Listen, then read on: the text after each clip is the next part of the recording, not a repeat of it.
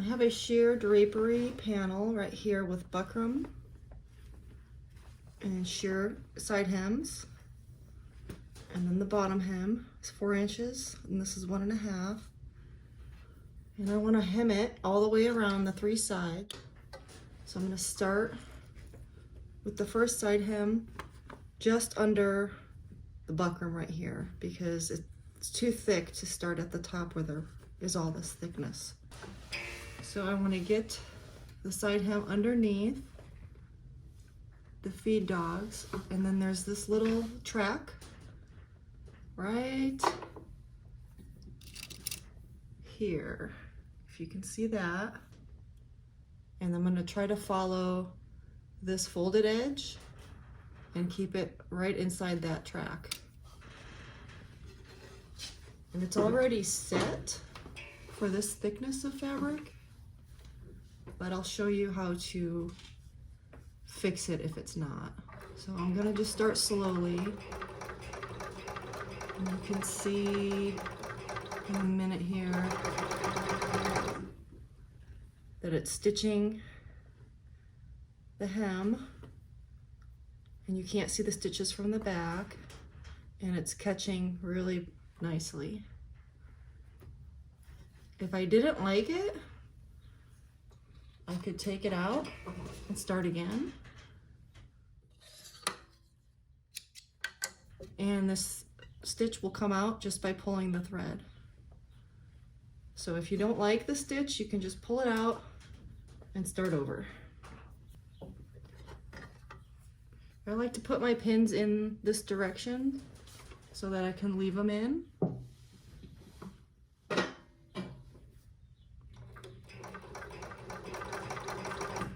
And I'm holding the fabric between these two hands, stretching equally front to back.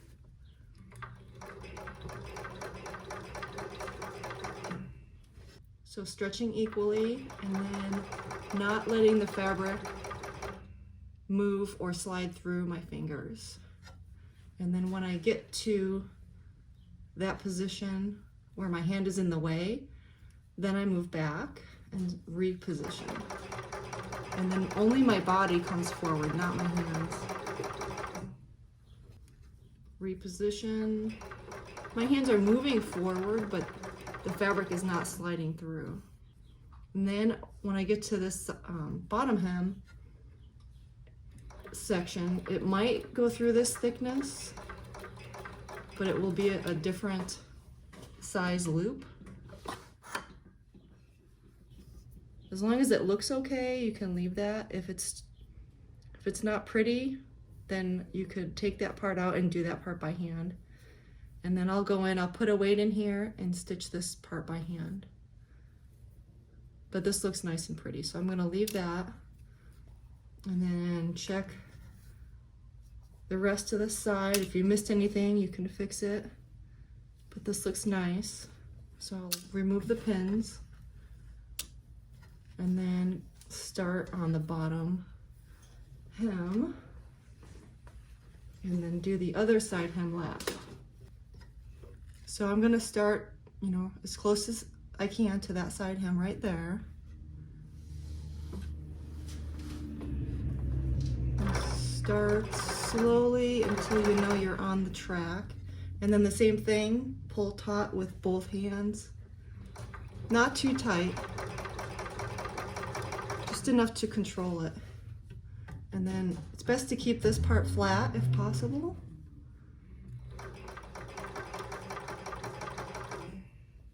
And see, I'm leaving the pins in as I go in case I need to re-stitch any areas. The pins are still holding the fabric in place.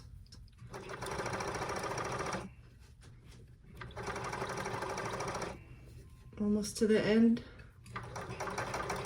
And then I'll show you how to pull the thread so it knots itself. When I get close, I want to try to stop so that this arm is in that position right there, because the thread is looped around the cutter. in this position. But I'm not close enough to the end yet, so I'm gonna go a little bit further. And if I don't get there naturally, I can walk the wheel to get it there. Okay, so now I wanna stop, but it's in the wrong position. The needle is actually through the fabric right there. You definitely don't wanna pull on the fabric when the needle is down because you'll break the needle. So what I'm gonna do is turn the hand wheel away from me so that the thread will loop around the cutter arm right there. And then I can lift the foot with my knee, and then I'm gonna yank it away from me to an angle so that it will cut, just like that. And it leaves this little tail of thread right here. I know it's knotted because if it wasn't, it would come unthreaded just by pulling on that. But since it's staying put, I know it's knotted. And that stitch looks amazing. So now I can move on to the last side hem.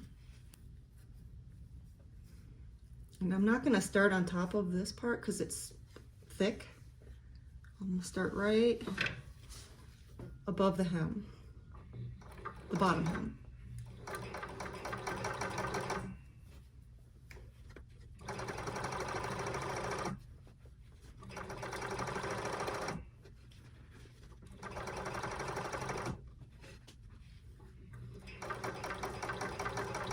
And I'm getting close to where I want to stop, which is right here where the buckram stops. This is where it starts, this is where it stops.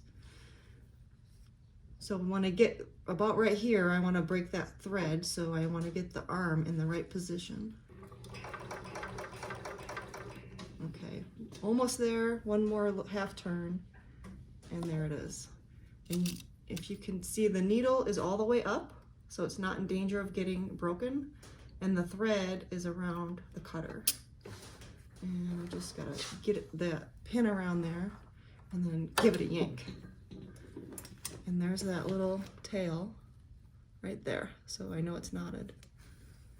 And then this part I'll do by hand. And that looks really good. This is my covered drapery weight. It's not lead, which I prefer, just for safety factor. And then I'll open my side hem and stick it in the folds and then turn it back in, and then it's a little bit hidden from the front, from the back. You can put a little pin in there to hold it in place to get you started, and then stitch up that side hem.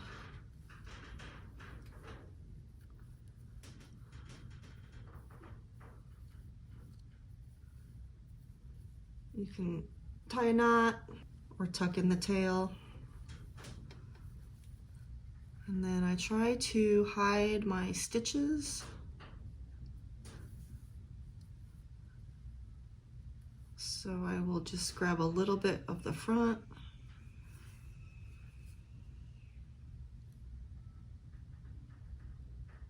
At an angle, so that it doesn't go through the front.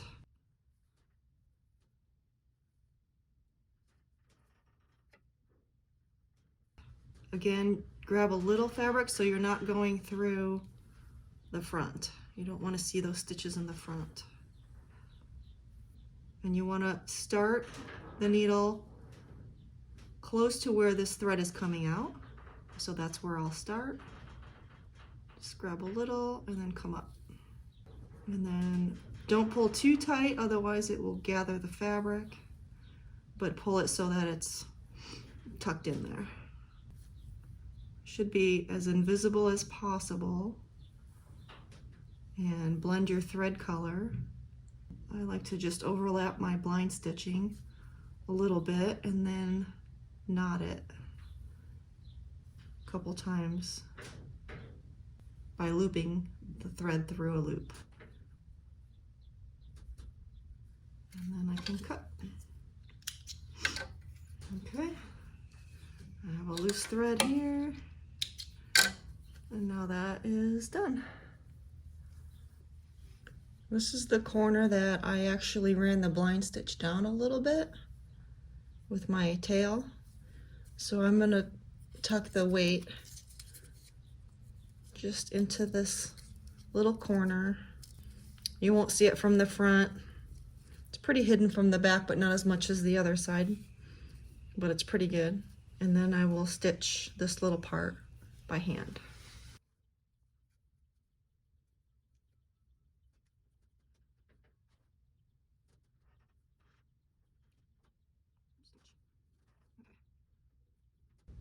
Try not to go through the front. And then a couple loops to knot it, and you're done.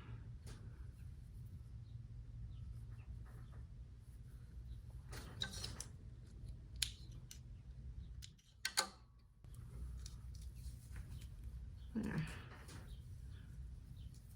Done.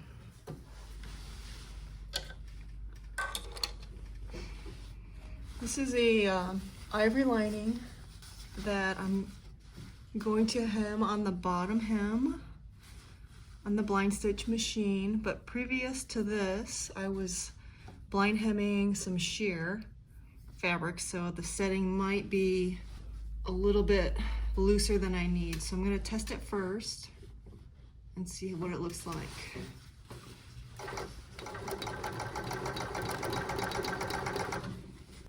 Let me show you. It's too loose for sure. See how the stitches are super big? Each loop is too big, so it's ugly. I'll take it out. Just pull that thread. And I'm going to tighten up the tension up here. That might do it. If not, I might have to tighten up the bite also, which is this knob. Try it again. That looks better already.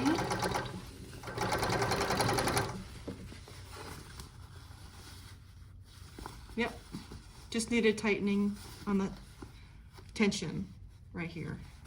And the stitch from the back looks good, or the front. This is the back.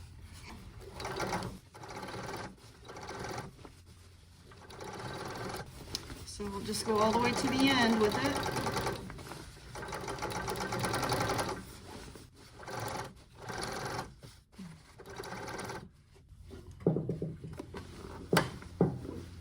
There we go. Looks good.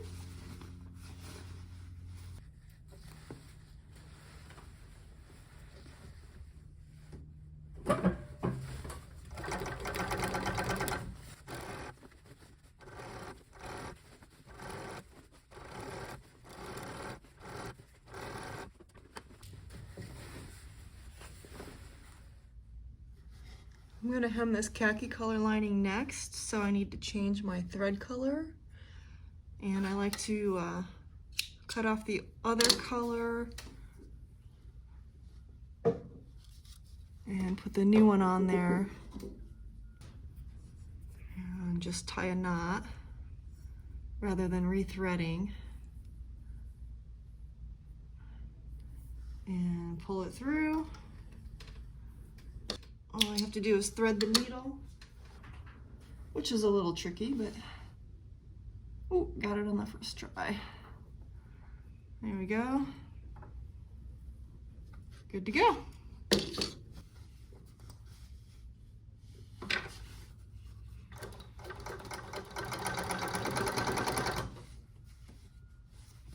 Stitch looks good.